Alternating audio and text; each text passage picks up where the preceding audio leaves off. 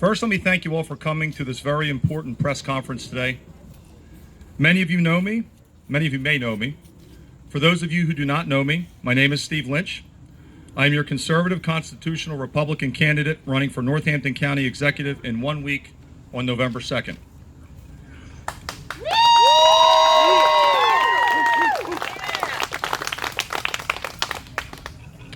I'm not coming before you here today as a candidate, Steve Lynch. I'm coming before you today as a concerned and outraged Northampton County citizen. I'm specifically speaking of the ethics violations and blatant disregard for following proper processes and procedures, as well as several violations by the law by the McClure administration. Today, I will lay out multiple accusations that cannot be disputed and should warrant an immediate investigation. I would like to begin with Gracedale. We're here today at Gracedale.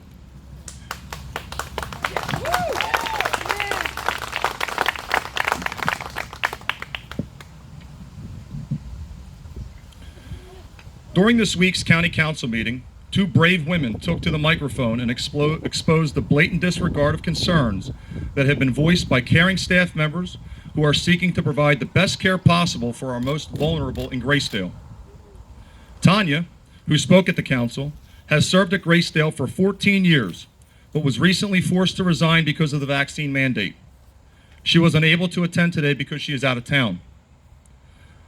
Let me share with you a few things she revealed at this council meeting. Tanya stated that Gracedale is, and I quote, going to hell in a handbasket, and that this current administration is running it into the ground. She also alerted all of us to the fact that there are 50 bed units being staffed by 2 aides and 1 nurse. This is totally unsafe and warrants investigation by authorities. It has been brought to our attention that residents will call to alert staff that they have been sitting in urine for over 2 hours. Many people would hear this, who would hear this most likely would be outraged and angered at the staff, but this is a direct result of improper staffing by the McClure administration. If the county takes on the responsibility to take care of our most vulnerable, then the county needs to provide the tools and resources to do the job with the highest level of professionalism and safety. This can only be achieved by providing adequate staffing levels. Tanya also revealed wildly inappropriate comments and conduct of both the Deputy Director of Human Resources and the Director of Nursing. Instead of thanking Tanya for her years of dedicated service, they resorted to bullying her about her choice to leave her position over her deeply held objection to the vaccine mandate by telling her that she would not be able to find another job elsewhere and that she would now be, and I quote, a kept woman. This management needs to be investigated for the hostile work environment they are encouraging and creating. Next, I would like to welcome Stacy to come up and say a few words as well, so she can share with you her experiences.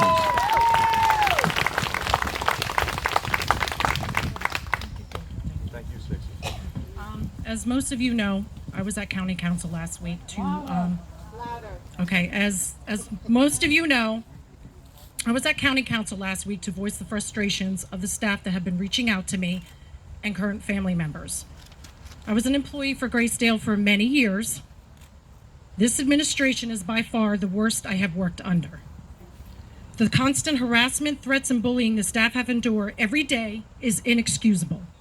Nursing professionals and staff are leaving in record numbers after many years of dedication. That should tell you something.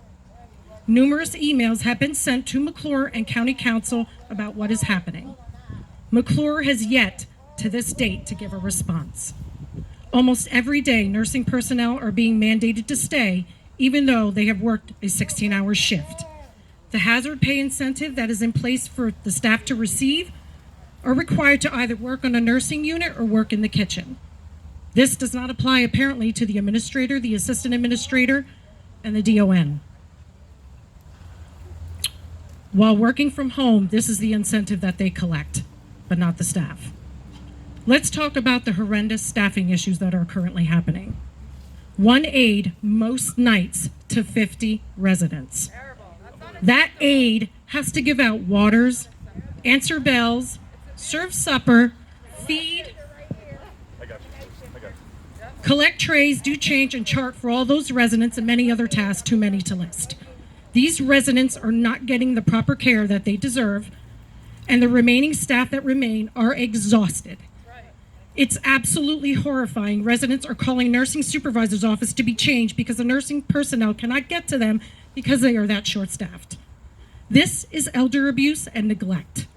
All hands should be on deck with them being that short, but it's not happening. As a former supervisor, it was my responsibility to ensure that my units and shifts were covered. If they were not, I couldn't leave. The same should apply to the administration and the DON. They took an oath to ensure the safety and the well-being of the residents, and that is not happening. Instead, they are putting the residents' lives in jeopardy and creating a hostile work environment for employees. When staff try to speak out about their working conditions that they are enduring every day, they are being called down and either written up or placed on administrative leave. Now they're afraid to say anything because they're afraid of losing their jobs. Gracedale used to be a wonderful place to bring your loved ones to and to work for. That is no longer the case. This environment they have created is toxic. Change needs to happen, and it starts with Steve Lynch. Thank you.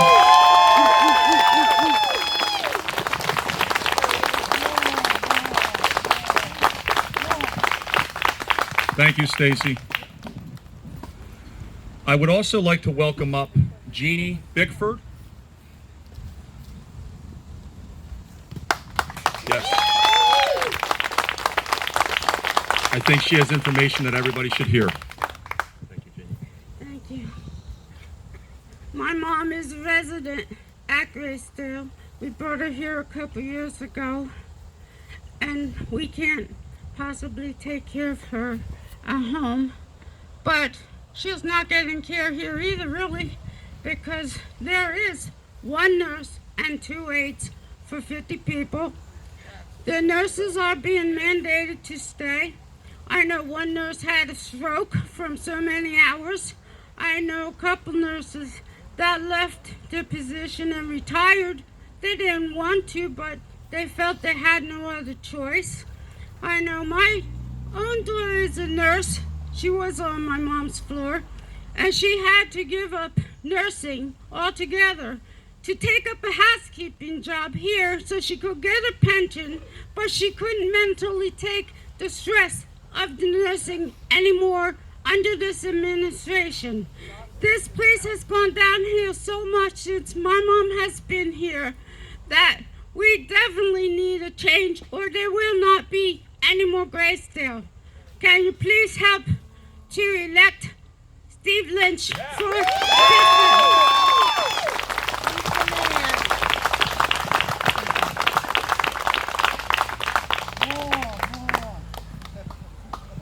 I'm actually going to stay on Gracedale for the moment and shift our attention now to electioneering being conducted by county employees on the taxpayer dime. First, let's take a look at the definition of electioneering: persuasion of voters in a political campaign. Now let me read you a part of a letter that was sent out to certain residents in Gracedale and signed by the nursing home administrator, Jennifer Stewart King. Dear Gracedale residents, recently you may have received a political postcard in your mail depicting Gracedale as crumbling off a cliff. I understand that this picture has upset many of you and your loved ones, and then it ends with, please feel free to come to the resident council to discuss things further, or please ask your social service coordinator to arrange a time with me. I wonder what she would be saying to them. This letter was given with the mailer sent out by the Northampton County Republican Committee that lists every Republican candidate running for election here in Northampton County for council as well as the executive position. I would ask why there's no letters being drafted to the residents to be accompanied with McClure's slanderous mailers to make sure that they do not upset the residents. I ask we the people of Northampton County, are you okay with county employees getting paid by your tax dollars to electioneer for a political candidate during working hours in a county-owned facility? No. Yeah, I thought not. This needs to be investigated as well, and trust me, it will be. Let's stay with Gracedale for one more subsection of electioneering and criminal activity. When the mail comes into this facility, A staff person separates it by the unit, and then a resident delivers the mail to the clerk on each unit. The unit clerk then distributes the mail to each resident on the unit. Somewhere in this process, the Republican mailers ended up in the shredders before ever being handed out to the residents who will be voting in this upcoming election. And I have photo and video proof of that. This needs to be investigated as well, and trust me, it will be. Yeah, it's interesting, isn't it? I would now like to move to another major election integrity concern. I'm referring to the usurping of our election board's authority to administer the election process in our county. This concern was brought to my attention by multiple people, including the Election Commission member Frank DeVito. I'm going to read to you what he has to say about this administration and their blatant disregard for rules and ethics. In the first quarter of 2020, the administration told the Election Commission that they had hired a new registrar of elections, Amy Cozy. Members of this Election Commission brought up the fact that in the past, the Election Commission vetted and selected a candidate for this position, who was then hired by the administration. Charles Dertinger from the McClure administration explained that it had never been done that way before. In the second Election Commission meeting of 2020, I asked the administration to clarify whether the registrar position was always filled by the administration hiring process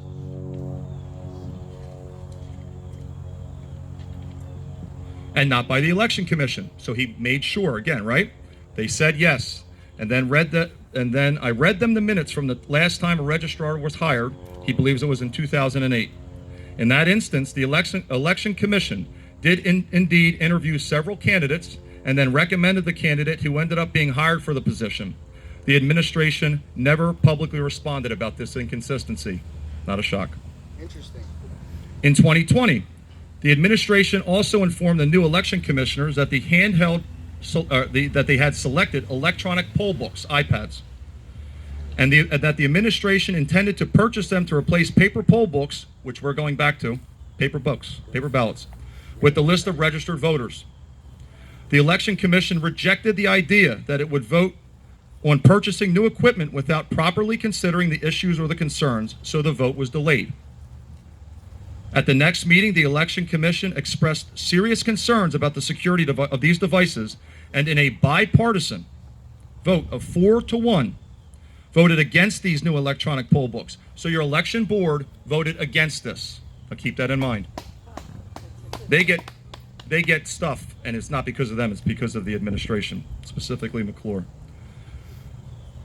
This administration took the position that the Election Commission, whose job is to administer the system of elections, was only entitled to an advisory and not a definite vote on the issue. The administration brought the electronic poll books to County Council for a vote, and they voted to fund the purchase of these devices against the vote of the Election Commission. These electronic poll books were used beginning in the 2020 elections, and how did that all work out? As I stated before, this administration needs to be investigated. This is just another example of the corrupt nature of McClure and his administration. I'm going to finish off this press conference with maybe the most alarming accusation yet.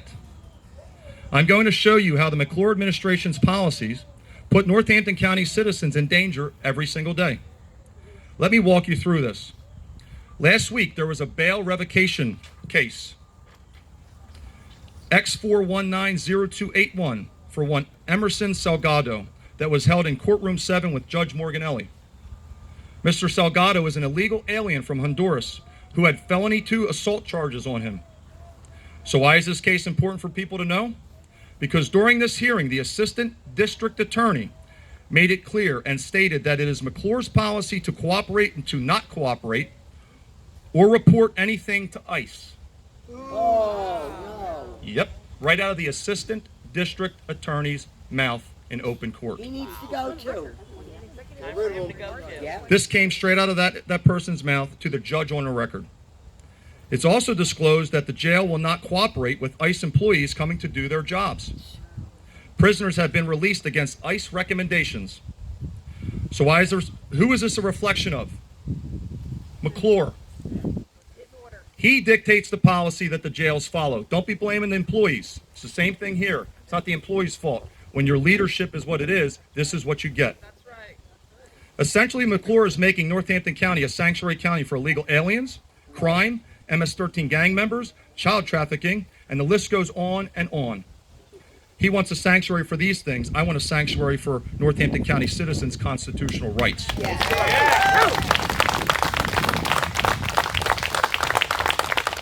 Couple that with the fact that he is violating federal law by not cooperating with ICE. McClure cares more about the rights of illegal aliens than county workers who are forced to resign due to a COVID vaccination mandate. Unacceptable. McClure is allowing people in our county who are unvetted and possibly carrying COVID. But he never thought twice about shutting down your businesses and your ability to provide for your families when he shut down our county during the pandemic. As so many other things I've mentioned about this administration today, this needs to be fully investigated, and we the people will not accept silence from our public servants any longer.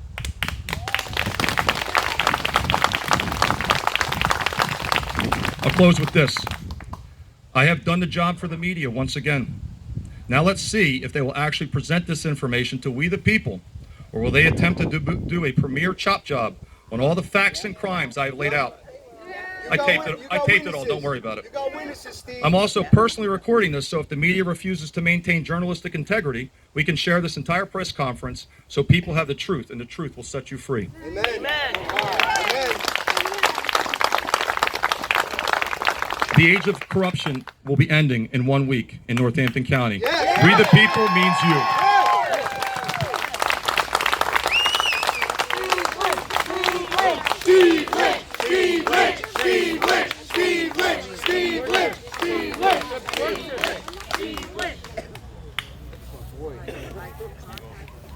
Let's party. All right, where are we going?